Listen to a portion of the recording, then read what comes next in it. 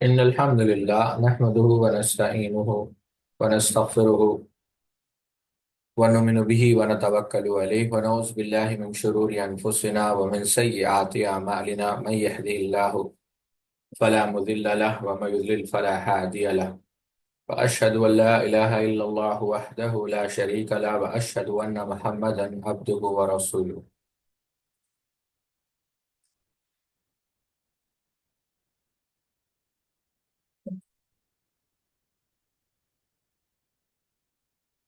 إن أصدق الحديث كتاب الله وأحسن الهدي هدي محمد صلى الله عليه وسلم وشر الأمور محدثاتها وكل محدثة بدعة وكل بدعة ضلالة وكل ضلالة في النار. قال الله تبارك وتعالى في القرآن المجيد والفرقان الحميد بعد أن أقول أعوذ بالله السميع العليم من الشيطان الرجيم من حمزه ونفخه ونفسه. يا أيها الناس اتقوا ربكم الذي خلقكم من نفس واحدة وخلق منها زوجها وبث منهما رجالا كثيرا ونساء واتقوا الله الذي تساءلون به والأرحام إن الله كان عليكم رقيبا. يا أيها الذين آمنوا اتقوا الله حق تقاته ولا تموتن إلا وأنتم مسلمون.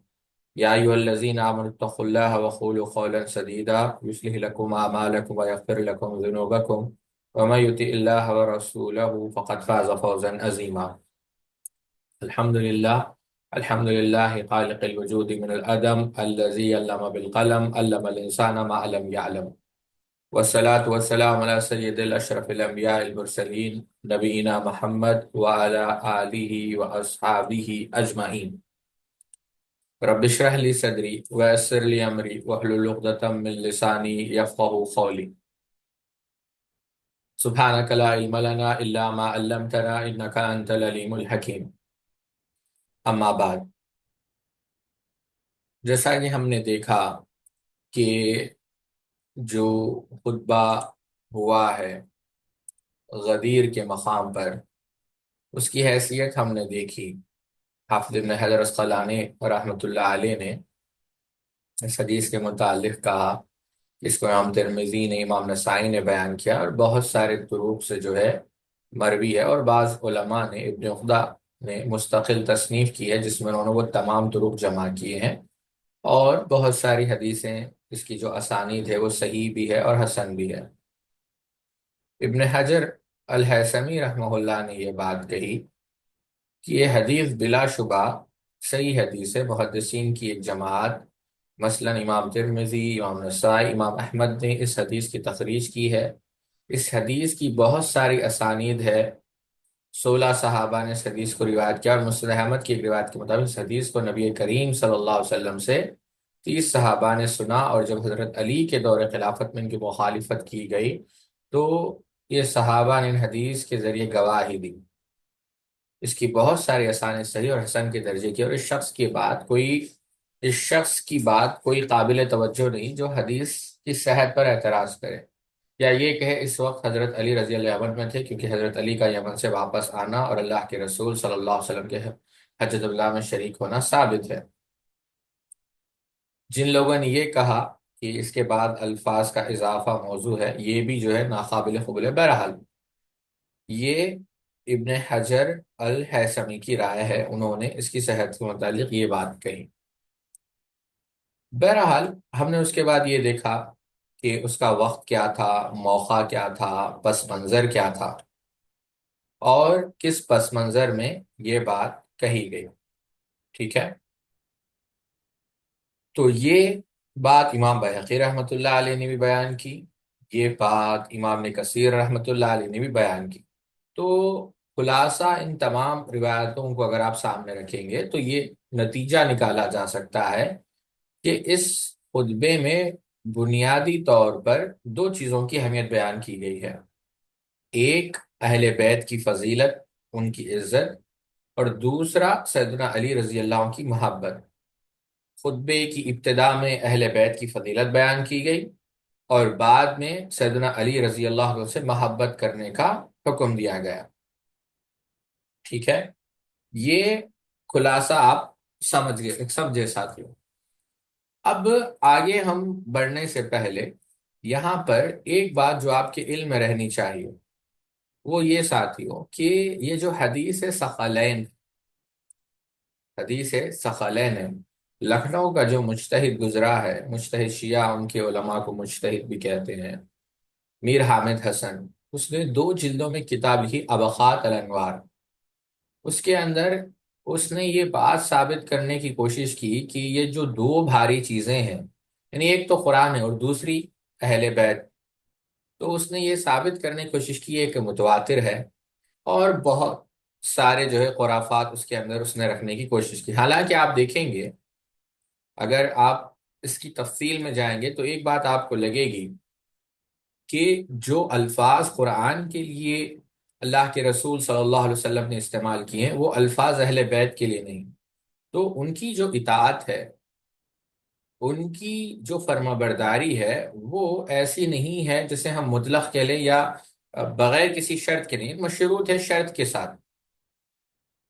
مولانا محمد نافع رحمۃ اللہ علیہ نے ایک کتاب لکھی ہے اس موضوع پر، کیونکہ عربی میں تو بہت مواد ہے لیکن کیونکہ طلباء نے اردو کی درخواست کی، تو مولانا محمد نافع رحمہ اللہ نے مستقل 300 صفحات پر مشتمل کتاب حدیث ثقلین، اس کے اندر انہوں نے یہ جو روایتیں ہیں ثقلین کہ 2 بھاری چیزیں، اللہ کے رسول صلی اللہ علیہ وسلم کی طرف، اور اس سے پہلے جو ذکر کیا گیا اللہ کا کلام کتاب اللہ قرآن مجید، اور وہ روایتیں جس میں ہے ترکت فیکم امرین لن تضلوا ما تمسکتم بہما کتاب اللہ و سنت نبی او کما قال النبی او کما قال، تو پوری تفصیل کو رکھا اور بتانے کی کوشش کی کہ آیا ان روایتوں کا معنی کیا ہے، اس کی استنادی حیثیت کیا ہے، اہل سنت والجماعت کا اس پہ جو ہے ان کا موقف کیا ہے، ان کا خیال اس کے متعلق کیا ہے، تو وہ بھی آپ سامنے رکھیں تاکہ بات واضح ہو جائے۔ اس تمہید کے بعد آئیے دیکھتے ہیں کہ کیا ایسا موقع دوبارہ یا اس کے علاوہ بھی ایسے موقع پیش آئے، تو ہاں بالکل پیش آئے۔ نبی مکرم شیخ نے لکھا ہے نبی مکرم صلی اللہ علیہ وسلم کے مختلف مواقع پر نصیحتیں، یہی ایک موقع نہیں جہاں آپ صلی اللہ علیہ وسلم نے حضرت علی رضی اللہ تعالیٰ کے خلاف نفرت و مخالفت کے دفاع میں خطبہ ارشاد فرمایا، بلکہ آپ صلی اللہ علیہ وسلم کی سیرت طیبہ سے معلوم ہوتا ہے جب کبھی آپ نے محسوس فرمایا کہ صحابہ رضوان اللہ تعالی مجمعین کے مابین یا کسی ایک صحابی کے بارے میں نفرت کے جراثیم جڑ پکڑ رہے ہیں، تو اسی موقع پر آپ صلی اللہ علیہ وسلم نے صحابہ کرام کے فضائل بیان فرمائے، اور موقع کی مناسبت سے اگر ضرورت پڑتی تو خطبہ بھی ارشاد فرمایا۔ امام نے ہشام رحمۃ اللہ علیہ نقل کیا کہ ایک موقع پر کسی یہودی کی شرارت کی وجہ سے 2 قبیلے اوس اور خزرج کے درمیان کیا ہو گئی، لڑائی ہو گئی، تو آپ صلی اللہ علیہ وسلم نے کیا کہا کہ میرے ہوتے ہوئے جاہلیت کی پکار، وہ بھی اس کے بعد کہ اللہ نے تمہیں اسلام کے بعد ہدایت جو ہے ہدایت عطا فرمائی، آپ اس سورہ عمران کی ان آیتوں کو سامنے رکھے۔ اللہ تعالیٰ نے کیا کہا، یا ایھا الذین آمنوا اتقوا اللہ حق تقاته ولا تموتن الا وانتم مسلمون واعتصموا بحبل اللہ جميعا ولا تفرقوا واذکروا نعمت اللہ علیکم اذ کنتم اعداء فالف بین قلوبکم فاصبحتم بنعمتی اخوانا وکنتم علی شفا حفرة من النار فانقذکم منها كذلك یبین اللہ لکم آیاته لعلکم تهتدون ولتکن منکم امة يدعون الى الخیر ویأمرون بالمعروف، دیکھیں آپ، وَيَأْمُرُونَ بِالْمَعْرُوفِ وَيَنْهَوْنَ عَنِ الْمُنكَرِ وَأُولَٰئِكَ هُمُ الْمُفْلِحُونَ وَلَا تَكُونُوا كَالَّذِينَ تَفَرَّقُوا وَاخْتَلَفُوا مِن بَعْدِ مَا جَاءَهُمُ الْبَيِّنَاتُ وَأُولَٰئِكَ لَهُمْ عَذَابٌ عَظِيمٌ يَوْمَ تَبْيَضُّ وُجُوهٌ وَتَسْوَدُّ وُجُوهٌ فَأَمَّا الَّذِينَ اسْوَدَّتْ وُجُوهُهُمْ أَكَفَرْتُمْ بَعْدَ إِيمَانِكُمْ فَذُوقُوا الْعَذَابَ بِمَا كُنتُمْ تَكْفُرُونَ وَأَمَّا الَّذِينَ ابْيَضَّتْ وُجُوهُهُمْ فَفِي رَحْمَةِ اللَّهِ هُمْ فِيهَا خَالِدُونَ تِلْكَ آيَاتُ اللَّهِ نَتْلُوهَا عَلَيْكَ بِالْحَقِّ وما اللہ یرید ظلم للعالمین وللہ، پھر اس کے بعد آپ وللہ ما فی السماوات وما فی الارض والی اللہ ترجع الامور، پھر اس کے بعد یہی بات کہ کنتم خیر امۃ اخرجت للناس تأمرون بالمعروف وتنهون عن المنکر وتؤمنون باللہ ولو آمن اہل الکتاب لکان خیر لهم منهم المؤمنون واکثرهم الفاسقون۔ تو اللہ رب العزت نے، اللہ کے رسول صلی اللہ علیہ وسلم نے یہی نصیحت کی کہ کیوں لڑ رہے ہو، اللہ رب العزت نے تمہیں ہدایت کی، اگلے صفحے پہ جائیں، اللہ رب العزت نے تمہیں عزت دی، اللہ رب العزت نے جہالیت کو ختم کر دیا، کفر سے نجات دی، تمہارے دلوں میں الفت ڈال دی۔ کرنے کا کام یہ ہے کہ نیکی کی جو ہے دعوت دی جائے، برائی سے روکا جائے، تم کیوں لڑ رہے ہو؟ یعنی اللہ کے رسول صلی اللہ علیہ وسلم نے وہاں پر بتایا کہ دیکھو اللہ تعالیٰ کی یہ نعمتیں ہیں تم پر، اللہ تعالیٰ نے تمہیں کفر سے نکال کر، جہنم کے گڑھے سے نکال کر جنت کے راستے پر لگا دیا ہے۔ اللہ رب العزت نے تمہارے دلوں میں محبت پیدا کر دی۔ یہ خطبہ دیا اللہ کے رسول صلی اللہ علیہ وسلم نے۔ حاتب رضی اللہ عنہ کا واقعہ جو ہم نے پچھلے محاضرے میں بھی دیکھا صحابہ کے مقام کے متعلق، وہاں پر جب آپ سے ایک کوتاہی ہوئی تو سیدنا عمر رضی اللہ تعالیٰ نے کیا کہہ دیا کہ مجھے اجازت دیجیے اس منافق کی میں گردن اڑا دوں۔ تو اللہ کے رسول صلی اللہ علیہ وسلم نے کیا کہا کہ اہل بدر میں سے نہیں ہے، یہ تو اہل بدر میں سے ہے، اور اللہ رب العزت نے بشارت دی ہے کہ اہل بدر جو چاہے کرے، اللہ نے ان پر جنت واجب کر دی۔ وہاں پر فضیلت بتائی اہل بدر کی۔ اسی طریقے سے صحیح بخاری کے اندر وہ واقعہ آپ سامنے رکھے جس کو امام بخاری رحمہ اللہ نے فضائل الصحابہ میں نقل کیا۔ ابو درداء رضی اللہ تعالیٰ عنہ بیان کرتے ہیں کہ ایک دفعہ جو ہے قال كنت جالسا عند النبی صلی اللہ علیہ وسلم، اور کون آئے وہاں پر؟ ہم بیٹھے ہوئے تھے تو سیدنا ابو بکر صدیق رضی اللہ عنہ وہاں پر آئے، اور اللہ کے رسول صلی اللہ علیہ وسلم نے کیا کہا اما صاحبکم فقد غامر، اللہ اکبر، وسلم وقال انی کان بینی و بینا، کس کا نام لیا؟ سیدنا عمر ابن خطاب رضی اللہ تعالیٰ عنہ کا۔ اور واقعہ بڑا ہے، یغفر اللہ لک یا ابا بکر، وہ آئے اور پھر 3 مرتبہ پھر سیدنا عمر ابن خطاب رضی اللہ تعالیٰ عنہ ہے، اور آخر میں اللہ کے رسول صلی اللہ علیہ وسلم نے کیا کہا؟ واللہ انا كنت اظلم مرتين فقال النبي صلی اللہ علیہ وسلم ان اللہ بعثنی الیکم فقلتم كذبت وقال ابو بکر صدق، یاد رکھو۔ پھر کہا کہ انہوں نے مدد کی ہے ہماری بھی نفسه وماله فهل انتم تارکوا لصاحبی۔ یعنی واقعہ یہ ہے، آپ دیکھیں کہ سیدنا ابو بکر صدیق رضی اللہ تعالیٰ عنہ اور سیدنا عمر بن خطاب رضی اللہ عنہ کے درمیان اختلاف ہو گیا۔ تو سیدنا ابو بکر رضی اللہ عنہ فرماتے ہیں کہ میں نے سیدنا عمر سے معافی مانگ لی، معذرت کر لی، مگر انہوں نے مجھے معاف نہیں کیا۔ تو جب نبی کریم صلی اللہ علیہ وسلم کی خدمت میں حاضر تو آپ سب نے کیا فرمایا؟ ابو بکر اللہ تمہیں معاف فرمائے۔ حضرت عمر جب وہاں پہنچے تو آپ نے فرمایا اللہ نے مجھے تمہاری طرف مبعوث فرمایا تو تم نے میری تکذیب کی، اور ابو بکر نے میری تصدیق کی اور اپنے مال اور اپنی جان کے ساتھ میری مدد کی، کیا تم میرے قاتل میری ساتھی کو چھوڑ نہیں سکتے؟ اللہ اکبر، غور کریں آپ، فہل انتم تارکوا لصاحبی، کیا تم میرے قاتل میرے اس صحابی کو چھوڑ نہیں سکتے؟ یہ بات آپ صلی اللہ علیہ وسلم نے 2 بار ارشاد فرمائی۔ اگلے صفحے پہ جائیں اور روایت کے اندر یہ لفظ ملتے ہیں مرتین، کہ اللہ کے رسول صلی اللہ علیہ وسلم نے 2 بار۔ تو یہاں پر دیکھیں بالکل اسی طرح جب سیدنا علی رضی اللہ عنہ یمن سے واپسی لشکر اسلام، اور آپ کی جب شکایت کی گئی تو یہی بات اللہ کے رسول صلی اللہ علیہ وسلم نے سیدنا علی رضی اللہ تعالیٰ عنہ کے متعلق فرمائی۔ خطبہ غدیر خم سے غلط استدلال۔ اس خطبے کی بنیاد بنا کر رافضی لوگ حضرت علی رضی اللہ عنہ کی خلافت بالفضل پر استدلال کرتے ہیں اور 18 ذوالحجہ کو عید غدیر خم مناتے ہیں۔ اس کا آغاز 352 میں وحید الدولہ نے کیا۔ اسی سال اس نے 10 محرم کو تعزیے کی رسم بھی نکالی۔ اس کو کس نے نقل کیا؟ ابن الاسیر رحمہ اللہ نے، امام نے کثیر رحمہ اللہ نے، اور شیخ الاسلام نے تیمیہ رحمہ اللہ نے۔ اب یہاں پر ایک بات جو سمجھنا ہے ساتھیوں، یہ کون سی عید ہے؟ آیا اس عید کی حقیقت کیا ہے؟ عبد القبیر سلفی نے اس کو بعض نکات میں نقل کیا ہے، آپ اس کو دیکھیں، لیکن میں یہاں پر وہ نکات نہیں رکھنا چاہوں گا، وہ اختصار ہے کیونکہ طلبہ اس کو پڑھ لیں، ریویژن کے لیے اچھا رہے گا۔ میں تھوڑا تفصیل سے اس موضوع کو رکھنا چاہوں گا۔ ساتھیوں آتے ہیں سیدنا عثمان ابن عفان رضی اللہ تعالیٰ عنہ۔ سیدنا عثمان ابن عفان رضی اللہ تعالی عنہ کو کتنی، یعنی جو آپ کو بے دردی سے قتل کیا گیا، شہید کیا گیا، آپ جانتے ہیں کہ وہ کتنا بڑا المیہ تھا، اور اہل علم نے خاص کر اس وقت کے اولیاء الرحمن نے کیا کہا اس شہادت کے بارے میں، وہ آپ نے چند دن پہلے ہی سنا۔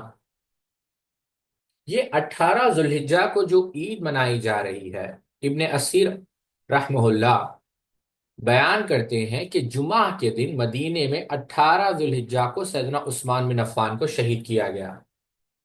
محب الدین تبری رحمہ اللہ نے بھی یہی بات کہی، 18 ذوالحجہ۔ ابن عساکر رحمہ اللہ نے تاریخ دمشق کے اندر بھی یہی بات کہی، 18 ذوالحجہ۔ ابن کثیر رحمہ اللہ نے بھی البدایہ والنہایہ میں، یعنی مشہور قول یہی ہے کہ 18 ذوالحجہ۔ امام ذہبی رحمہ اللہ نے تاریخ الاسلام میں 18 ذوالحجہ، ابن قلدون رحمہ اللہ نے 18 ذوالحجہ، ابن جریر طبری نے بھی مختلف سندوں کے ساتھ تاریخ شہادت 18 ذوالحجہ لکھی۔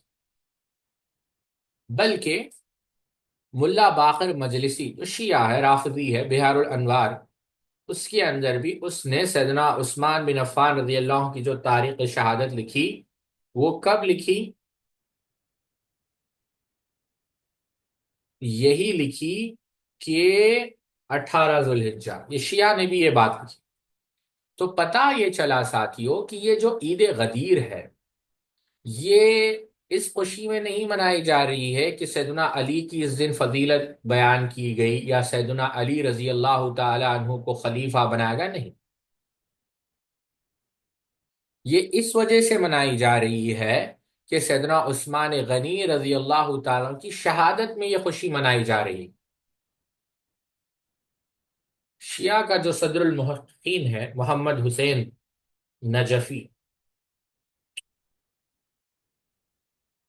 اس نے رسوم شیعہ فی میزان الشریعہ اس نے لکھا ہے،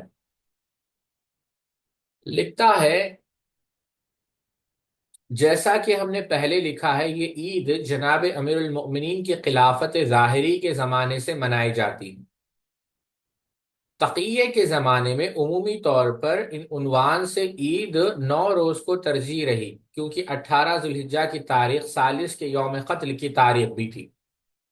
غور کریں، 18 ذوالحجہ کی تاریخ ثالث کے یوم قتل کی تاریخ بھی تھی، اور خلافت ظاہری کی اس خوشی کا اس دن کے حوالے سے منسوب کرنا ایک لحاظ سے خطرہ بھی تھا کہ ان پر تہمت نہ لگ جائے۔ یہی وجہ ہے کہ وہ یہ کہ حکومت کا دور جو شیعت کی تشہیر کا دور تھا، اس میں یہ عید منائی جاتی۔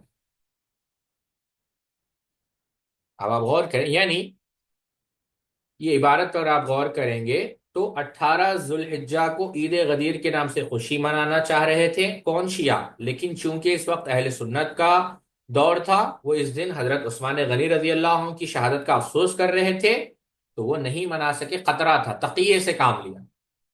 تو پتہ یہ چلا یہ جو عید غدیر روافض مناتے ہیں، یہ اصل میں سیدنا عثمان ابن عفان رضی اللہ عنہ کی شہادت کا یہ جشن منا رہے ہیں۔ اب یہاں پر ہم نے دیکھا کہ 352 ہجری میں یہ ایجاد کی گئی۔ ابن عساکر رحمۃ اللہ علیہ نے تاریخ دمشق کے اندر یہی بات لکھی کہ اسی سال 18 ذوالحجہ کو اس نے حکم دیا کہ شہر میں زینت کا اظہار کیا جائے، اور پولیس کی محفلوں میں آگ جلائی گئی، خوشی کا اظہار کیا گیا، اور راتوں کو بازاریں کھول دیے گئے جس طرح عید کی راتوں کو ہوا کرتا ہے۔ یہ سب عید غدیر یعنی غدیر قم کی خوشی میں کیا گیا، اور جو ہے باجے بجائے گئے، اور لوگوں کی ایک بڑی تعداد اس دن حاضر ہوئی۔ ٹھیک ہے، اب یہ کون تھا جس نے یہ شروع کیا؟ شیخ نے تو لکھا ہے، لیکن ایک بات ہم نقل کرنا چاہیں گے شجرۃ الذہب سے۔ یہ نہ ہی اس نے یہ عید شروع کی، بلکہ اس نے اہل بغداد کو سیدنا حسین رضی اللہ تعالی عنہ پر ماتم اور نوحہ کرنے کا حکم دیا، اور بازاریں بند کرنے کا حکم دیا، اور ان پر یوں سمجھے آپ، یعنی پابندیاں لگائی گئی، اور یعنی کھانا پکانے والوں کو اپنے کام سے روک دیا گیا، یعنی جو عورتیں تھیں روافظ کی، وہ بکھرے بالوں اور آلودہ چہروں کے ساتھ اپنے منہ پیٹتی ہوئی اور لوگوں کو فتنے میں ڈالتی ہوئی نکل آئی۔ یہ پہلا موقع تھا۔ یہ بات شجرۃ الذہب کے اندر ہے، اور اس کے بعد مؤرخ نے لکھا ہے اللہ ہماری عقلوں کو برقرار فرمائے، یعنی ایک ایسا کام اس نے شروع کیا جو ایک پاگل مجنون جو عقل سے محروم ہے وہی اسے کر سکتا ہے۔ ابن کثیر رحمۃ اللہ علیہ نے البدایہ والنہایہ میں لکھا ہے، اسی سال 10 محرم کو اس نے بازاروں کو بند کرنے کا حکم دیا، اور یہ کہ عورتیں بالوں کی کمبل پہن کر ننگے سر بکھرے ہوئے اور بالوں کے ساتھ چہروں پر تماچا مارتی ہوئی، حسین بن علی پر نوحہ کرتی ہوئی بازاروں میں جلوس نکلے۔ اس زمانے میں شیعوں کا غلبہ اور بادشاہ کے ان کے موافق ہونے کی وجہ سے اہل سنت کے لیے انہیں روکنا ممکن نہ ہو سکا۔ یہ بڑا عجیب وقت تھا اور یہ قبیح بدعت تھی۔ بلکہ آگے آپ نے یہ بھی لکھا ہے، اس سال رافضیوں نے مساجد کے دروازوں پر مختلف نعرے لکھے، جن میں چند یہ، اور خود شیخ ارشاد اللہ قصری حفظہ اللہ نے بھی لکھا ہے۔ دیکھیں آپ، شیخ لکھتے ہیں، اگر آپ دیکھیں اس کے حکم سے بغداد میں رافضیوں نے مساجد پر کیا عبارتیں لکھی؟ یہ لکھا کہ اللہ تعالیٰ کی لعنت ہو سیدنا معاویہ ابن سفیان پر، لعنت ہو سیدنا ابوبکر صدیق پر جنہوں نے سیدنا فاطمہ رضی اللہ عنہ سے فدا غضب کیا، اور لعنت ہو مروان ابن حکم جس نے سیدنا حسن کو ان کے نانا صلی اللہ علیہ وسلم کے پاس دفن ہونے نہ دیا، اور لعنت ہو جس نے سیدنا عثمان پر اور سیدنا عمر فاروق پر۔ یہ اعتراضات کیے گئے۔ اگلے صفحے پہ جائیں۔ اب یہ نقل کفر کفر نباشد، یہ جو لعنتیں اس نے بھیجی ہے، اور ہمارا ایمان ہے کہ یہ پوری لعنتیں اسی کے اوپر آئی ہے۔ یہ جو لکھا ہے اس نے، یہاں پر طلباء کو میں ایک بات بتانا چاہوں گا کہ یہ جو پورے اعتراضات ہے یہ جھوٹ ہے۔ اللہ نے چاہا تو تفصیل سے ہم اگلے کورس میں ان تمام باتوں کو رکھیں گے کہ آیا یہ فدق کا مسئلہ کیا ہے، خرطاس کا مسئلہ کیا ہے، سیدنا عثمان اور سیدنا ابوذر کے متعلق جو ایک بناوٹی جو اختلاف ہے اس کی حقیقت کیا ہے، مروان ابن الحکم کون تھا، اور اس کے بعد یہ جو سیدنا معاویہ رضی اللہ عنہ پر جو اعتراضات کیے جاتے ہیں، یہ تمام تفصیل ہم رکھیں گے۔ لیکن اتنی بات میں آپ لوگوں کو پورے وثوق اور اعتماد سے کہنا چاہوں گا، اللہ رب العزت کو گواہ بنا کر، اللہ کی قسم کھا کر، اس میں کسی قسم کا وزن نہیں۔ صحابہ اور اہل بیت میں کسی قسم کا اختلاف نہیں تھا، اور جو بھی کہتا ہے کہ اختلاف تھا، جو بھی یہ کہتا ہے کہ صحابہ کو اہل بیت سے بغض تھا یا اہل بیت کو صحابہ سے بغض تھا، وہ دجال ہے، شیطان ہے، مکار ہے، فریبی۔ تفصیل سے ہم ایک ایک موضوع کو اٹھا کر مدلل اور مفصل اس کو ثابت کریں گے اپنے موقع پر انشاءاللہ۔ اہل سنت نے جرأت کر کے مساجد سے اس عبارت کو مٹا دیا، تو بادشاہ نے کیا کیا، دوبارہ لکھوانے کا ارادہ کیا، مگر اس کا جو وزیر تھا ابو محمد، اس نے کہا اس کے بجائے یوں لکھ دیا جائے کہ اللہ تعالیٰ کی لعنت ہو جس نے اہل بیت پر ظلم کیا، اور سوائے سیدنا معاویہ کے تمام نام ہٹا دیے۔ اور یہی بات ابن کثیر رحمۃ اللہ علیہ نے بھی لکھی کہ سیدنا معاویہ رضی اللہ تعالیٰ کو ناصبی قرار دیا گیا، سیدنا ابوبکر صدیق رضی اللہ عنہ کو غاضب قرار دیا گیا، سیدنا عباس رضی اللہ عنہ کو شورا سے نکال دیا گیا، یہ تہمت سیدنا عمر رضی اللہ عنہ پر عائد کی گئی، سیدنا ابوذر رضی اللہ عنہ کو جلا وطن کرنے کی تہمت سیدنا عثمان رضی اللہ عنہ پر لگائی گئی، مروان بن الحکم پر، یہ پورے بلکہ ام المؤمنین عائشہ صدیقہ کا رضی اللہ تعالیٰ عنہ بھی جو ہے عنہا کا وہاں پر ذکر ہے، یعنی تمام صحابہ پر جو ہے یہ، یعنی یہ رافضی تھا جس نے یہ شروع کی عید۔ ابن کثیر لکھتے ہیں اللہ تمام صحابہ کرام سے راضی، اور ان پر لعنت کرنے والوں پر لعنت ہو جو اس نعروں کو عام کرنا چاہتا تھا۔ اور اس کے بعد ابن کثیر رحمہ اللہ نے بڑی سختی سے جو ہے تنقید کیا اس بدبخت پر۔ یہاں پر ایک بات یاد رکھے ساتھی، اب عید غدیر کب شروع ہوئی؟ 4 صدی میں۔ آپ خود شیعہ کی کتابیں اٹھا کر دیکھیں،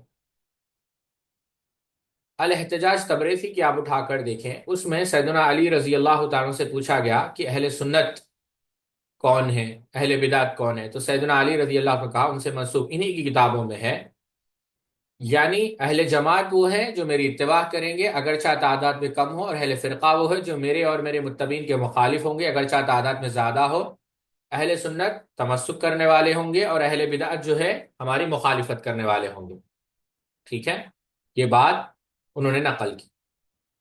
اچھا، ملا باقر مجلسی نے حق الیقین میں لکھا، عامہ و خاصہ کے طریقے سے حدیث متواترہ وارد ہوئی ہے کہ ہر بدعت ضلالت ہے، اور ہر ضلالت کی راہ جہنم کی جانب سے ہے۔ جابر سے روایت ہے کہ جناب رسول خدا اپنے خطبے میں فرماتے تھے کہ بہترین کلام کتاب خدا ہے، بہترین ہدایت ہدایت محمدی ہے، بدترین امور وہ ہے جو نئے پیدا ہوئے، اور ہر بدعت گمراہی ہے۔ یہ ملا باقر مجلسی نے لکھا ہے کہ بدعت کیا ہے۔ ٹھیک ہے، یہی بات حسین نجفی نے بھی لکھی ہے بحار الانوار میں، کہ بدعات کی تعریف بیان کرتے ہوئے اس نے کہا کہ بدعات کی تعریف یہ ہے، وہ چیز جو دین میں داخل نہ ہو اسے دین میں داخل کر دیا جائے، اور شیعوں کے یہاں ہر قسم کی بدعات حرام ہے، یہ بھی انہوں نے لکھی یہ بات۔ بلکہ جو اس کے اندر لکھا ہے، ان حقائق کی روشنی میں حقیقت روز روشن کی طرح واضح اور عیاں ہو جاتی ہے کہ بعض لوگ جو بدعت کی مختلف بیان کرتے ہیں، بدعت حسنہ، بدعت سیئہ، بالفاظ و دیگر دوسرے فقہی اقسام خمسہ کی طرح بدعت کی پانچوں قسمیں بیان کرتے ہیں، یہ ایک ہی قسم ہے، پانچ قسمیں نہیں، اور سارے قسمیں حرام ہیں۔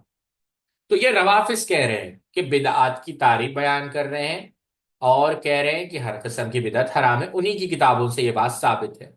تو اب روافظ، کیونکہ انہیں ہم چیلنج تو نہیں کر سکتے، کیونکہ چیلنج کرنے کے لیے بھی مد مقابل جو ہے کوئی ٹکر کا ہونا چاہیے، لیکن ہم ان کو یہی حکم دیں گے روافظ کو کہ آپ جب بدعات کی یہ تعریف پیش کر رہے ہیں تو پھر عید غدیر کہاں سے ہے؟ کیا عید غدیر اس تعریف پر اترتی ہے یا نہیں اتر رہی؟ بالکل نہیں اترتی۔ تو خود شیعہ، یعنی جیسا ہم نے کہا اس بات کو یاد رکھے، امام شعبہ رحمہ اللہ کی، اگر یہ جانور میں ہوتے تو گدھے ہوتے، اور واقعی میں یہ گدھے ہیں، خود کہتے ہیں اس کو بدعت اور خود عید بھی مناتے ہیں۔ بلکہ آپ دیکھیں ایک بات، غور کریں، یہ تو بات ہو گئی عید غدیر منا رہے ہیں، تو اس کی کیا بات پتا چلی ساتھیوں کہ اس کی کوئی حقیقت نہیں، اس کا ایجاد کرنے والا خود ایک ملعون لعنتی شخص تھا۔ دوسری بات، یہ سیدنا علی رضی اللہ عنہ کی محبت نہیں، سیدنا عثمان ابن عفان رضی اللہ عنہ سے بغض ہے۔ اور تیسری بات، خود یہ بھی مانتے ہیں، اور انہی کی تعریفات سے یہ بات ثابت ہوتی ہے کہ یہ عمل بدعت۔ اچھا، چوتھی بات پہ ہے، حالانکہ اس خطبے میں نہ خلافت بالفصل کا کوئی ذکر ہے، اور نہ اس بنیاد پر سیدنا علی اور دیگر اہل بیت میں سے کسی نے اس دن کو بطور عید منایا۔ 18 ذوالحجہ کی فضیلت میں انہوں نے بہت ساری روایت بنائی ہے ساتھیوں، اور تمام روایت وہ من گڑت ہے۔ البدایہ والنہایہ کے اندر آپ دیکھ سکتے ہیں، انہوں نے یہ بھی کہا یوم اکملت لکم دینکم، یہ یا ایھا الرسول بلغ ما انزل الیک من ربک، یہ بھی اسی دور نازل ہوئی۔ ان کا یہ دعویٰ جھوٹ پر مبنی ہے، یہ کوئی صحیح یا قابل اعتبار روایت کتب حدیث و تفاسیر سے ثابت نہیں۔ اگلے صفحے پہ جائیں، شیخ البانی رحمہ اللہ نے ضعیفہ کے اندر سلسلۃ احادیث ضعیفہ میں ان تمام روایتوں پر کلام کیا، خمینی کا رد کیا، اور یہ بات ثابت کی کہ اس میں سے کوئی بھی بات ثابت نہیں۔ شیخ الاسلام ابن تیمیہ رحمہ اللہ نے منہاج السنہ کے اندر، امام ابن کثیر نے البدایہ کے اندر، علامہ آلوسی رحمہ اللہ روح المعانی کے اندر اس پر نقد کیا ہے کہ یہ بات ثابت نہیں ہے۔ میں اس کو تھوڑا تفصیل سے آپ کو سمجھاتا ہوں کہ کیسے ان لوگوں کو گمراہ کیا جاتا ہے، تاکہ آپ بات سمجھیں۔ مثال کے طور پر امام خطیب بغدادی رحمہ اللہ کی تاریخ بغداد کے اندر یہ حوالہ دیتے ہیں، کہتے ہیں کہ سیدنا ابو ہریرہ رضی اللہ تعالیٰ عنہ، یعنی روایت بیان کرتے ہیں، من صام یوم ثمان عشرۃ من ذی الحجۃ کتب له صیام 60 شہرا وهو یوم غدیر، وهو يوم غدير قم لما قضى النبي صلى الله عليه وسلم بيد علي بن ابي طالب فقال ألست ولي المؤمنين؟ فقالوا بلى يا رسول الله، قال من كنت مولاه فعلي مولاه، فقال عمر الخطاب بقن بخلق یا ابن ابی طالب اصبحت مولا و مولا کل مسلم فانزل اللہ الیوم اکملت لکم دینکم. اللہ اکبر. سبحانک، یعنی یہ سبحان اللہ یہ جھوٹ ہے. ترجمہ میں آپ کے سامنے رکھوں گا، اس کے بعد ہم کلام کریں گے. ترجمہ اس کا یہ ہے، جس نے 18 ذوالحجہ کا روزہ رکھا، اس کے نام اعمال میں 60 مہینوں کے روزے کا ثواب لکھ دیا جائے گا. 60 مہینے، 60 منتھس. وہ غدیر قم کا دن تھا. رسول اللہ صلی اللہ علیہ وسلم نے سیدنا علی کا ہاتھ پکڑ کر فرمایا کیا میں مومنوں کا دوست نہیں ہوں؟ صحابہ نے عرض کیا اللہ کے رسول کیوں نہیں؟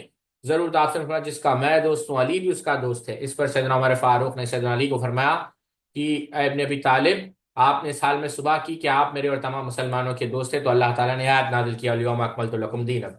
کہاں صحیح بخاری، کہاں تاریخ بغداد. اب یہ جو روایت ہے یہ منکر ہے ساتھیوں.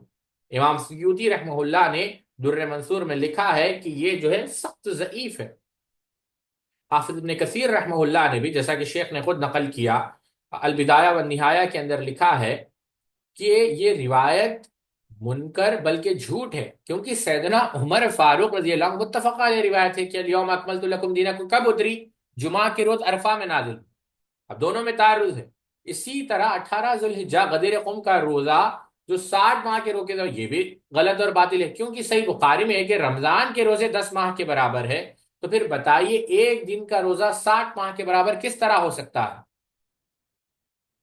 ہمارے شیخ حافظ ذہبی رحمہ اللہ نے 60 مہینے روایت کا ذکر کرنے کے بعد اسے سخت منکر کہا ہے.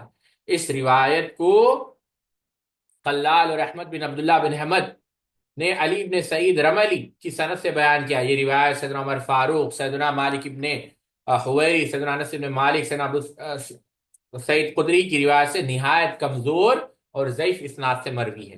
اس کے ابتدائی الفاظ جو ہے کہ جو میرا دوست ہے وہ من کنت مولا، تو اس پر کلام کیا، یعنی اس کا اضافہ جو ہے مضبوط سند سے مروی ہے. رہا روزے کا مسئلہ تو بالکل درست نہیں، اور اللہ کی قسم یہ آیت بھی، واللہ یہ آیت بھی غدیر قم کے دن نازل نہیں ہوئی. یہ تو غدیر قم سے کئی دن پہلے یوم عرفہ میں نازل ہو چکی تھی. اللہ تعالیٰ ہی جو ہے واللہ عالم، اللہ تعالیٰ ہی بہتر جانتا ہے. سمجھ رہے ہیں آپ میری بات؟ تو یہ جھوٹ ان کا مذہب ہے. ایک اور بات جو تاریخ دمشق کے حوالے سے نقل کرتے ہیں، کیا کہ سیدنا ابو سعید خدری سے، وہ کیا ہے؟ لما نصب رسول اللہ صلی اللہ علیہ وسلم علیا بغدیر قم فنادى له بالولایت حبط جبریل علیہ السلام علیہ بهذه الآیہ اليوم اکملت لکم دینکم واتممت علیکم نعمتی ورضیت لکم الاسلام دینا. اللہ کے رسول صلی اللہ علیہ وسلم نے غدیر قم کے مقام پر سیدنا علی کو کھڑا کر کے ان کی ولایت کا اعلان فرمایا. تو سیدنا جبریل یہ آیت لے کر نازل ہوئے، آج میں تمہارے دین کو مکمل کرتا ہوں. یہ بھی روایت ساتھی جھوٹی روایت. یحییٰ بن عبد الحمید یہ جمہور محدث کے نزدیک ضعیف ہے. علامہ الملقن نے اس کو ضعیف قرار دیا، حافظ حیثمی نے اس کو ضعیف قرار دیا. اور دوسرا جو راوی ہے ابو ہارون، اس کے متعلق بھی ابن کثیر رحمہ اللہ نے کہا کہ ائمہ محدثین کے نزدیک یہ ضعیف ہے، بلکہ امام ذہبی رحمہ اللہ نے کہا کہ یہ شیعہ ہے اور اس میں بھی یہ ضعیف ہے بلکہ متروک ہے. اور اکثر محدثین میزان الاعتدال کے اندر کافی نقد الرجال، اکثر محدثین کے نزدیک یہ ضعیف راوی، بلکہ حماد ابن زید رحمہ اللہ نے فرمایا کذبا یروی بالغداۃ شیئا وبالعشی شیئا، یہ جھوٹا ہے، گرگٹ کی طرح رنگ بدلتا رہتا ہے. نہیں آپ دیکھیں شیعہ کیسے گرگٹ کی طرح رنگ بدل رہے ہیں صرف یہودیت کو حق پر ثابت کرنے کے لیے. حالانکہ خنزیر کو 1000 بار کوئی بکرا کہہ دے، خنزیر خنزیر ہی رہتا ہے. امام شعبہ رحمۃ اللہ علیہ فرماتے ہیں میں قافلوں سے ملاقات کر کے ابو ہارون کے بارے میں پوچھا کرتا. امام شعبہ یہی روایت بیان جو کر رہا ہے ابو ہارون، امام شعبہ بیان کرتے ہیں کہ میں کنتو القی رکبان اسأل عن ابی ہارون، کہ میں کس کے بارے میں پوچھتا؟ اسی راوی کے بارے میں. میں جب اس کے پاس آیا تو اس کے پاس ایک کتاب دیکھی، اندہ کتاب، اس میں سیدنا علی کے بارے میں اس نے پوری جھوٹی روایتیں جو ہے جمع کر دی. میں نے پوچھا یہ کیا کہا؟ کہتا ہے ہذا کتاب حق، یہ تو حق والی کتاب. یعنی ایک تو جھوٹی روایت جمع کی اور اس میں جھوٹ کو حق سمجھتے ہیں، اتنا بڑا گدھا ہے کون؟ یہ ابو ہارون۔ امام احمد بن حنبل رحمہ اللہ نے کیا کہا کہ اس کی حدیثیں ترک کر دی جائے۔ یہی بات امام نسائی رحمہ اللہ نے، اور یہی بات امام جرجانی رحمہ اللہ نے بھی کہی۔ شیخ الاسلام علامہ ابن تیمیہ رحمۃ اللہ علیہ، اللہ ان کی قبر پہ کروڑوں رحمت فرمائے، اقتداء الصراط المستقیم کے اندر کہا اس مہینے میں ایک حادثہ پیش آیا، جیسا کہ دیگر مہینوں میں بھی بہت سے حادثے پیش آئے، لیکن اس کو ایک خاص موسم نہیں بنا لیا گیا، اور نہ اسلاف ان مہینوں کی تعظیم کرتے، جیسے 18 ذوالحجہ کو رسول اللہ صلی اللہ علیہ وسلم نے غدیر خم سے واپسی پر خطبہ دیا، آپ نے اس میں وصیت کی کہ کتاب اللہ کو لازم پکڑے اور اہل بیت کو لازم پکڑے، جیسا کہ امام مسلم نے اپنی صحیح میں سیدنا زید بن ارقم رضی اللہ عنہ سے روایت کیا۔ تو بعض اہل بدعت نے اس میں اضافہ کر دیا، کہنے لگے کہ آپ صلی اللہ علیہ وسلم نے اس وقت سیدنا علی کی خلافت پر واضح نص ارشاد فرمائی تھی، آپ نے ان کا بستر بچھایا، انہیں اونچی جگہ پر بٹھایا، اور پھر یہ اہل بدعت ایسا کلام اور عمل بیان کرتے ہیں جس سے ان کا جھوٹ واضح ہوتا ہے کہ ایسا کچھ نہیں ہوا تھا۔ وہ سمجھتے ہیں کہ صحابہ نے یکساں ہو کر یہ نس چھپا لی، وسیع سے اس کا حق یقین چھین لیا، اور فسق و کفر کے مرتکب ہو گئے، سوائے ایک چھوٹی سی جماعت کے۔ تو بنو آدم کی فطرت اور صحابہ کی امانت و دیانت دیکھیں، اور یہ دیکھیں کہ رسول اللہ صلی اللہ علیہ وسلم نے ان پر بیان حق واجب کیا تھا، تو قطعی پر یہ پتا چل جاتا ہے کہ نس وغیرہ چھپا لینا ممکن ہی نہیں۔ تو یہاں مسئلہ امامت کا بیان مقصود نہیں، بلکہ یہ بتانا مقصود ہے کہ اس دن کو عید بنانا بدعت ہے جس کی کوئی اصل نہیں۔ سلف اور اہل بیت میں سے کسی نے اس دن کو عید نہیں بنایا، کیونکہ عید بنانا شریعت ہے، اور شریعت میں اتباع واجب ہے، نئی عید نکالنا درست نہیں۔ رسول اللہ صلی اللہ علیہ وسلم نے مختلف ایام میں کئی خطبے دیے، کئی عہد کیے، کئی واقعات پیش آئے، جیسے غزوہ بدر، غزوہ حنین، خندق، فتح مکہ، ہجرت وغیرہ کے واقعات۔ اسی طرح کے ایسے خطبے ہیں جن میں آپ صلی اللہ علیہ وسلم نے قواعد دین بیان کی، لیکن ان دنوں میں عید نہیں بنائی گئی۔ یہ نصارہ کی سنت ہے، اور یہ نصارہ ہی ہے، نصارہ اور یہودیت کا ہی پروڈکٹ ہے، رافضی۔ یہ نصارہ کی سنت ہے جو عیسیٰ علیہ الصلوۃ والسلام کے ساتھ پیش آنے واقعات کو عید بناتے ہیں۔ یہود کا بھی طریقہ کار ہے، عید بنانا شریعت ہے اور شریعت کی پیروی کی جاتی ہے، دین میں اس چیز کا اضافہ نہیں کیا جاتا جو اس میں ہے ہی نہیں۔ اور حافظ ابن کثیر رحمۃ اللہ علیہ نے بھی یہی کہا کہ یہ واضح اور منکر بدعت ہے۔ اور عاشورہ کے دن، یعنی دو بدعت ہے، عاشورہ میں بھی روافض نے بدعت جاری کی، فی عاشورہ عاملت الروافض بدعتہم وفی یوم غدیر قم اعمل الفراح مبتدا، دونوں دن انہوں نے جو ہے بدعت جو ہے شروع کی۔ حافظ علامہ ابن دقیق العید رحمہ اللہ فرماتے ہیں ہم شعار دین میں نئے نئے کام ایجاد کرنے سے روکتے ہیں، جیسا کہ رافضیوں نے غدیر عید کے نام سے تیسری عید گھڑ لی، یہ بدعت ہے۔ علامہ مقرضی رحمہ اللہ نے بھی کہا یاد رکھیں اعلم ان عید الغدیر لم یکن عیدا مشروعا، یاد رکھیے کہ عید غدیر شرعی عید نہیں، اسلاف امت میں سے ولا عملہ احد من السلف الامتی المقتدی بهم، کہ سلف میں سے کسی نے عید نہیں منائی حالانکہ وہ قدوہ تھے۔ یہ کب شروع ہوئی؟ اسی ملعون نے جو ہے وحید الدولہ نے اس کو شروع کیا۔ تو یہ ساتھیوں، بلکہ یہ تو سیدنا عثمان تو چھوڑیں آپ، جو سیدنا عمر بن خطاب رضی اللہ تعالیٰ کو جس نے قتل کیا، عید بابا شجاع الدین ابو لیل فیروز، اس کی قبر پر یہ عید مناتے ہیں جس نے سیدنا عمر بن خطاب رضی اللہ تعالیٰ کو شہید کیا۔ تو یہ شیعہ کا حال ہے ساتھیوں۔ بہرحال تو اس سے آگے بھی بہت ساری روایتیں، کوئی یہ مت سمجھے کہ یہاں پر انہوں نے پوری کتابیں ہی جو ہے، ایک کیا کہتے ہیں، ایک کتابیں ہی انہوں نے لکھ دی عید غدیر کی جو ہے فضیلت بیان کرنے کے لیے۔ ان کی کتابوں میں تو بہت ساری باتیں ہیں، جیسا کہ روافض نے یہ لکھا کہ عید غدیر میری امت کی سب سے افضل عید ہے، سب سے افضل عید، جھوٹ ہے۔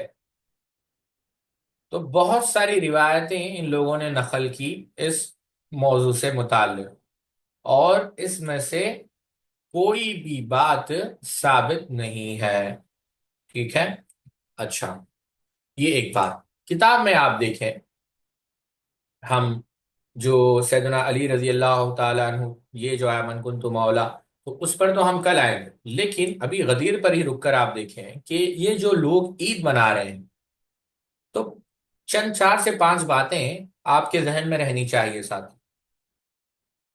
پہلی بات کہ بالفرض اگر مان لیا جائے کہ اس خطبے میں سیدنا علی رضی اللہ تعالیٰ عنہ کی خلافت ثابت ہو رہی ہے، مان لیتے ہیں، تو بھی عید کہاں سے ثابت ہو رہی ہے؟ یہ ایک سوال ہے۔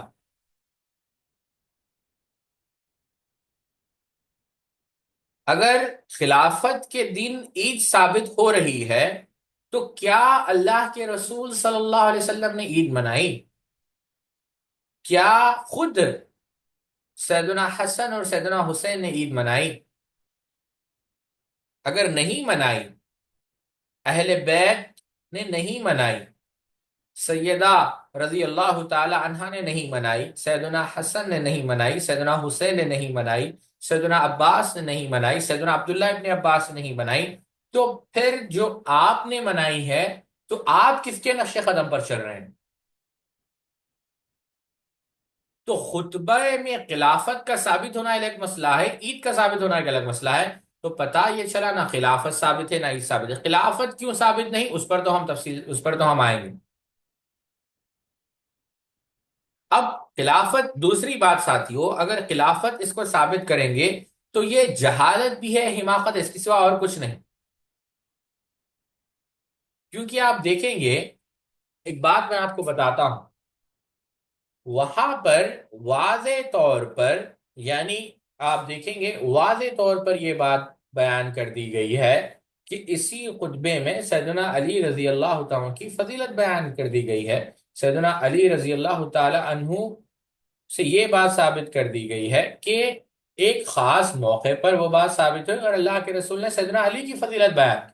تو یہ بات تو اللہ کے رسول صلی اللہ علیہ وسلم نے سیدنا ابو بکر کے لیے بھی بیان کی، اوس اور خزرج کے موقع پر بھی خطبہ دیا، سیدنا حاتم رضی اللہ تعالی عنہ کے متعلق بھی جب ان پر جو ہے سیدنا عمر ناراض ہو گئے تو فضیلت بیان کر دی۔ تو آیا اگر فضیلت بیان کرنے سے خلافت یا خلیفہ بالفضل ہونا ثابت ہوتا ہے تو سیدنا ابو بکر بھی خلیفہ ہوئے، سیدنا حاتم بھی ہوئے، اوس اور خزرج کے کیا تمام صحابہ خلیفہ ہو گئے؟ تو یہ بات بھی سوائے جہالت اور حماقت کے کچھ نہیں کہ اس حدیث کے اندر خلافت جو ہے، خلافت کی دلیل مل رہی، ایسی بات نہیں ہے۔ تیسری بات یہ بھی یاد رکھے کہ جو موقع ہے کہ کب سورہ نصر لوگ جو ہے اسلام میں داخل ہو رہے ہیں، اللہ کے رسول صلی اللہ علیہ وسلم نے دین کے بنیادی اصول بیان کر دیے، امت کو جو پیش آنے والے فتنے ہیں، ملاحم ہیں، گمراہیاں ہیں، اس سے بچنے کے لیے جو نبوی ہدایات ہے آپ صلی اللہ علیہ وسلم نے اس کو بیان کیا کہ کیسے محفوظ رہنا ہے۔ یہ کب بیان کیے؟ حجۃ الوداع کے موقع پر بیان کر دی۔ اب سوال یہاں پر یہ پیدا ہوتا ہے کہ 9 ذوالحجہ کو تو یہ تمام چیزیں بیان کر، اور یہ کب بیان کیا؟ جب آپ صلی اللہ علیہ وسلم، یہ خطبہ کب ہوا؟ حجۃ الوداع سے واپسی پر، مکے اور مدینہ کے درمیان جوحفہ کے قریب ایک تالاب کے کنارے درختوں کے سائے میں آپ سب نے جب پڑاؤ ڈالا، وادی خم یا غدیر خم، وہاں پر آپ صلی اللہ علیہ وسلم یہ خطبہ ارشاد فرمانا۔ آپ سمجھے یہ بات؟ تو سوال یہاں پر یہ پیدا ہوتا ہے، اگر یہ، غور سے سمجھے، اگر یہ دین کی تکمیل ہوتی تو یہ کہاں بیان کیا جانا چاہیے تھا؟ عرفہ میں یا غدیر خم میں؟ تو یہ تیسری بات ہے ساتھیوں کہ خطبہ غدیر کا وقت کیا تھا اور موقع محل کیا تھا، وہ بھی یاد رکھیں۔ اچھا، یہ خطبہ دینے کی ضرورت کیوں پیش آئی، یہ بھی یاد رکھیں کہ خطبہ دینے کی ضرورت کیوں پیش آئی۔ پوری روایتوں سے اگر آپ دیکھیں گے، بہت ساری روایتیں جیسا ہم نے ذکر کیا، آپ البدایہ والنہایہ اٹھا کر دیکھ لیں، یا آپ امام ابن تیمیہ رحمہ اللہ کی منہاج السنہ آپ اٹھا لیں، امام ترمذی رحمہ اللہ کی سنن ترمذی آپ اٹھا لیں، آپ پوری روایتوں کو جمع کریں، ایک بات آپ کو واضح طور پر سمجھ میں آ جائے گی، وہ یہ کہ بعض حضرات سیدنا علی کے ساتھ سفر یمن میں شریک تھے، سیدنا علی رضی اللہ عنہ کے کچھ اعمال کے متعلق ان کو بدگمانی جو ہے پیدا ہو گئی. سیدنا علی رضی اللہ عنہ کیونکہ سابقون الاولون میں سے تھے، اور آئندہ چل کر اپنے وقت کے، یعنی یوں سمجھے امت کے، وہ ایک بہت بڑے صحابی تھے. قیادت و امامت کے فرائض بھی آپ کو سر انجام دینے تھے. تو اس وجہ سے آپ صلی اللہ علیہ وسلم نے یہ بات بیان کی کہ حضرت علی رضی اللہ تعالی عنہ جو ہے ان سے محبت رکھنا یہ ایمان کی علامت ہے، ان سے بغض نہ رکھا جائے، یہ اصل بات ہے. ٹھیک ہے. اور یہ بھی یاد رکھیں کہ آپ صلی اللہ علیہ وسلم نے پانچویں بات خطبہ غدیر قم میں ارشاد کیا فرمایا؟ غور سے سنیں. یہ استدلال کہ اس میں خلافت ثابت ہوتی ہے کئی ناحیوں سے ساتھیوں درست بات نہیں ہے. میں وجہ بتاتا ہوں کیوں. کیونکہ دیکھیں یہاں پر کیا بیان کیا گیا ہے، اس کے سیدنا علی رضی اللہ عنہ سے محبت جو ہے کی جائے، یعنی یہی بات بیان کی گئی نا. اگر آپ پہلی بات دیکھیں، میں آسان انداز میں آپ کو سمجھانے کی کوشش کرتا ہوں. حضرت علی سے محبت کا جو اظہار ہے محض اس لیے تھا کہ لوگوں کے دلوں میں ان کے بارے میں کوئی رنجش باقی نہ رہے. خلافت بالفصل یا پھر امامت کا اس سے دور دور کا کوئی تذکرہ نہیں. اور دوسری بات، جہاں حدیث غدیر قم موجود ہے وہاں واضح اشارات بھی ہے جن میں خلافت صدیق اکبر کا ذکر ہے. اگر آپ خلیفہ بالفصل اٹھا کر دیکھیں، ہمارا درس لگ بھگ 3 گھنٹوں کا وہ درس ہے، تو آپ اس کو تفصیل سے دیکھیں گے، وہاں پر ذکر ہے. خلفائے راشدین کی ترتیب کا ذکر ہے. اشارہ ہی صحیح. تو کیا بات پتا چلی کہ حدیث غدیر خم ایک وقتی ضرورت کے پیش نظر وارد ہوئی، نہ کہ مستقلاً اصول امامت یا خلافت کے لیے نہیں. تیسری بات، اگر یہ حدیث مسئلہ امامت کے متعلق، خلافت کے متعلق ہوتی تو اس کا محل غدیر خم نہیں، کیا ہوتا؟ عرفہ ہوتا. لوگ تو وہاں جمع ہوئے تھے. اور یہ لفظ مولا، اس پر تو ہم تفصیل سے آئیں گے، لیکن شیخ نے بھی نقل کیا یہ لفظ مولا، یہ خلافت پر جو استدلال کیا جاتا ہے ساتھیوں، آپ نے انٹرنیٹ پہ بھی دیکھا ہوگا، یہ سراسر جو ہے جہالت ہے. مولا کا جو لفظ ہے بہت معنوں میں استعمال ہے، پروردگار کے، مالک کے، سردار کے، محسن کے، جو آزاد کرنے والا ہے، جو آزاد کیا ہوا ہے، جو مددگار ہے، نصیر ہے، محبت کرنے والا ہے، فرما بردار ہے، پڑوسی ہے، چچیرا بھائی ہے، یعنی عہد و پیمان کرنے والا ہے، عقد کرنے والا ہے، داماد ہے، غلام ہے، احسان مند ہے. یہ بہت سارے معنی ہیں مولا کے. ہاں، دوست اور محبوب کے معنی میں بھی آتا ہے. تو اب آپ دیکھیں گے سیاق و سباق، کانٹیکسٹ کو دیکھیں گے تو معنی آپ متعین آسانی سے کر پائیں گے، اور معنی یہی نکلے گا محبت کرنے والا ہو سکتا ہے، دوست. سمجھ رہے ہیں آپ میری بات؟ یہاں پر خلافت کا کوئی ذکر نہیں ہے. اب اگر آپ خلافت ہی مانیں گے تو یہاں پر یہ بات بھی آپ کو ماننا پڑے گا، اگر مولا سے آپ خلافت لیں گے تو یہ لازم آئے گا کہ سیدنا علی رضی اللہ تعالیٰ عنہ نبی کریم صلی اللہ علیہ وسلم ہی کی زندگی میں خلیفہ ہو گئے تھے. کیونکہ آپ دیکھیں اس روایت میں کہیں بھی اس بات کی تصریح نہیں ہے کہ نبی کریم صلی اللہ علیہ وسلم کے بعد یا اتنے عرصے کے بعد آپ خلیفہ ہوں گے. اب ظاہر سی بات ہے، آپ صلی اللہ علیہ وسلم کے دور میں خلیفہ کیسے ہو سکتے ہیں؟ یہ تو ایک خرابی تو یہ ہے. دوسری خرابی یہ آ رہی ہو رہی ہے کہ آ, آپ رضی اللہ تعالی عنہ کا جو مولا ہونا ہے صرف آپ کے دور خلافت رہے گا، جبکہ ہم نے جو معنی بیان کیا ہے وہ قیامت تک باقی ہے. قیامت تک جتنے بھی مسلمان آئیں گے ان کو جو ہے ان سے محبت کرنا ہے، سیدنا علی رضی اللہ تعالیٰ عنہ سے.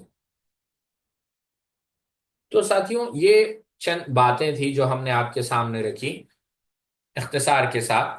تو خطبہ غدیر قم سے خلافت کا استدلال کرنا یہ بات درست نہیں ہے. انشاءاللہ کل ہم جہاں یہاں پر شروع کریں گے. رہی خطبہ غدیر قم میں حضرت زید کی روایت کی یہ الفاظ، ولی ہے تو اس کا کیا معنی ہے، اس کے کیا مطالب ہے، انشاءاللہ کل ہم تفصیل سے آپ کے سامنے رکھیں گے. یہی پر ہم اپنی بات کو ختم کرتے ہیں. اللہ رب العزت سے دعا ہے، اللہ رب العزت ہم کو حق بات کہنے کی اور حق بات سمجھنے کی توفیق عطا فرمائے. سبحانک اللہم و بحمدک اشہد ان لا الہ الا انت استغفرک و اتوب الیک.